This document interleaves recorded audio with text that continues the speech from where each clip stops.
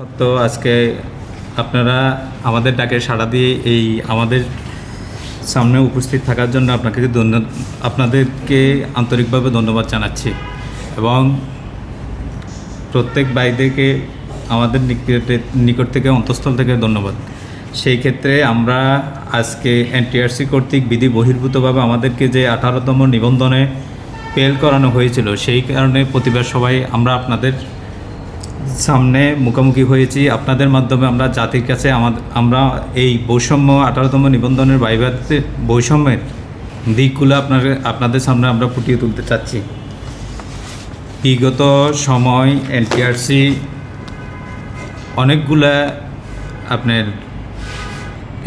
অনেকগুলা পরীক্ষা নিয়েছে। এনটিআরসির কাজ হচ্ছে আপনার শিক্ষকদের পরীক্ষা নিয়ে এদের সনদ দেওয়া।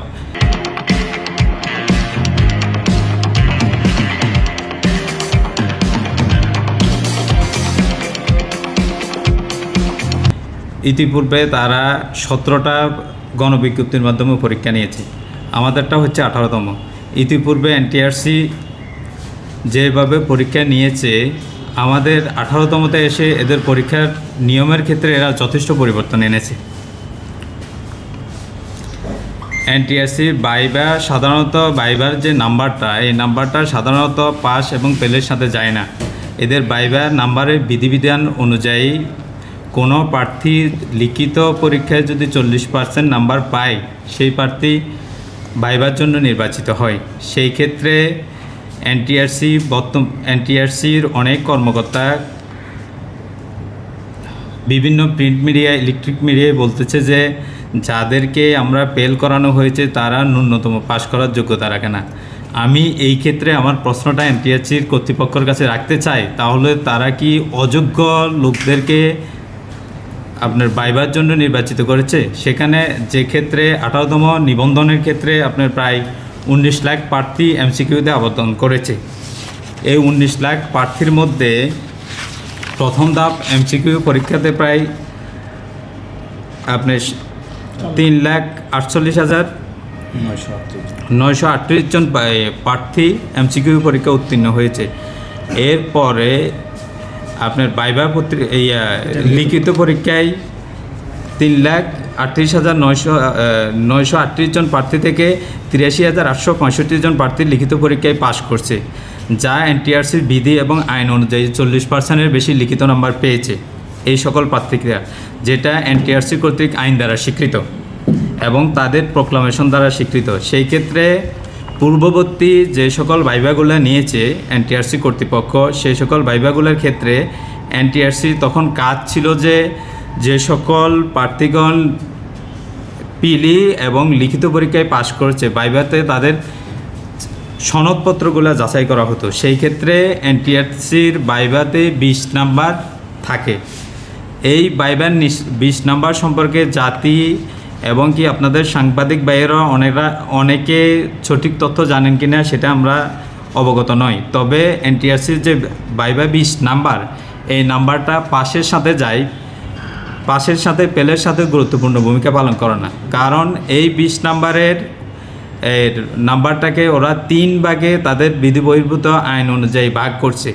একজন প্রার্থী তার মূল সনদের মধ্যে 20 নাম্বারের মধ্যে 12 নাম্বার এবং তার উপস্থিতি, পোশাক আশাক, তার পারফরমেন্সের মধ্যে হচ্ছে 4 নাম্বার এবং প্রার্থী ভাইভা বোর্ডের মুখোমুখি হয়ে যে সকল প্রশ্নগুলোর সম্মুখীন হবে, এই প্রশ্নগুলোর উত্তরের জন্য 4 নাম্বার নির্ধারিত।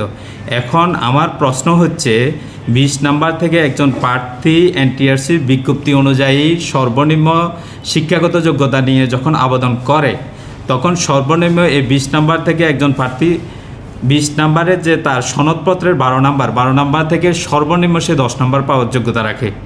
10 নাম্বারের নিচে যদি কারো যোগ্যতা থাকে, সেই প্রার্থী এনটিআরসির বিধি বিজ্ঞপ্তি অনুযায়ী আবেদনের অযোগ্য বলে গণ্য হয়।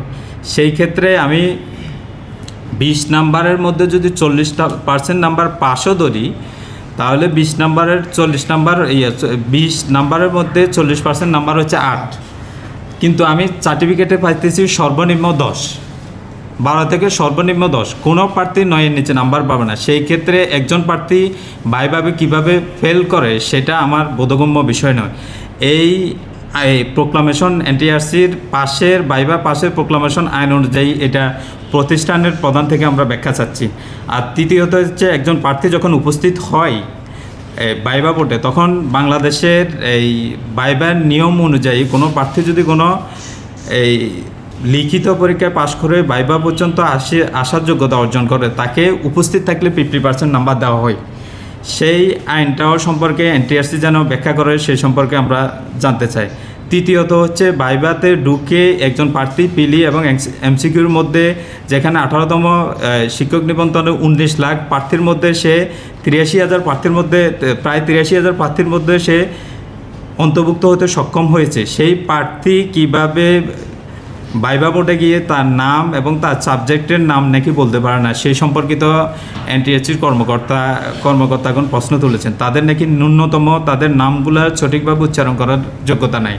আমি ভাইদেরকে প্রশ্ন করতে চাই, বাংলাদেশের প্রেক্ষাপটে একজন প্রার্থী যখন স্নাতকোত্তর পাশ করেন, সে কি তার সার্টিফিকেটের নাম এবং তার নিজের নাম, তার পিতার নাম এবং তার সাবজেক্টের নাম বলতে পারবে না?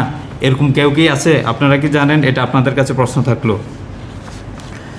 এরপরে আমি বলতে চাই এনটিআরসি যে বাকি 4 নাম্বারের মধ্যে কিভাবে আমাদেরকে ফেল করালো। আমি যদি আপনাদেরকে একটা পরিসংখ্যান দেখাই,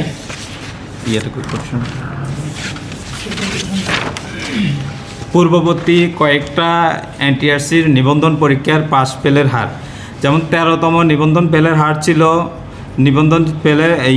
নিবন্ধন পরীক্ষার পাশের ভাইভাতে পাশের হার ছিল 95.81%।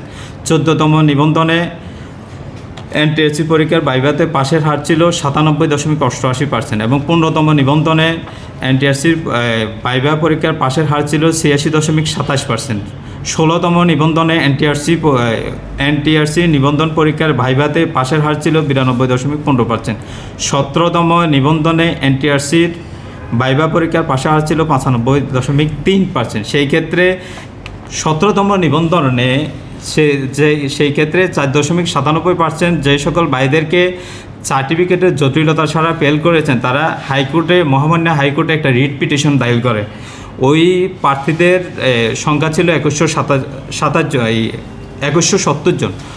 ওই সংখ্যা মহামান্য হাইকোর্টের রায়ের পরিপ্রেক্ষিতে পরবর্তীতে এনটিআরসি ওই 2170 জন রিট পিটিশনকারীকে পরবর্তীতে টিচার হিসাবে নিয়োগদানে বাধ্য হয় এবং পরবর্তীতে তারা জাতীয় এনটিআরসি কর্তৃক বেসরকারি নিয়োগ প্রত্যয়ন কমিটি দ্বারা স্বীকৃত হয়ে নিয়োগপ্রাপ্ত হয়ে তারা এই যে এমপিভুক্ত বিভিন্ন মন্ত্রণালয়ভুক্ত শিক্ষা প্রতিষ্ঠানে তারা বর্তমানে চাকরিরত আছেন।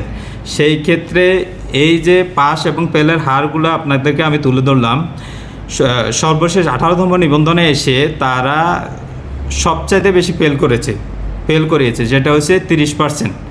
আপনারা শুনলে অবাক হবেন যে এনটিআরসি 18তম নিবন্ধন বিজ্ঞপ্তি দিয়েছিল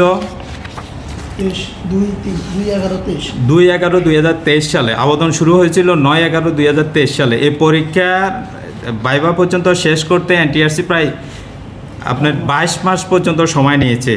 সেই ক্ষেত্রে আমি আপনাদেরকে বলতে চাই, তারা 18তম নিবন্ধনে আমাদের প্রায় 23,000 প্রার্থীকে ফেল করিয়েছে, যার ফেলের মধ্যে তারা কিছু কিছু মৌখিক প্রোক্লামেশন আইন জারি করে যেগুলা নীতি বহির্ভূত। আমি আপনাদেরকে আরেকটা তথ্য দিতে চাই, এনটিআরসির একজন প্রার্থীকে পরীক্ষা দেওয়ার ক্ষেত্রে বয়স নিয়ে প্রহসন। আপনারা কি জানেন, একটা পরীক্ষা দিতে গেলে একজন প্রার্থীকে 3 বার বয়সের পরীক্ষায় উত্তীর্ণ হতে হয়।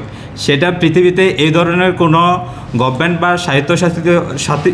শাসিত প্রতিষ্ঠান আছে কি না সেটা আমি জানি না।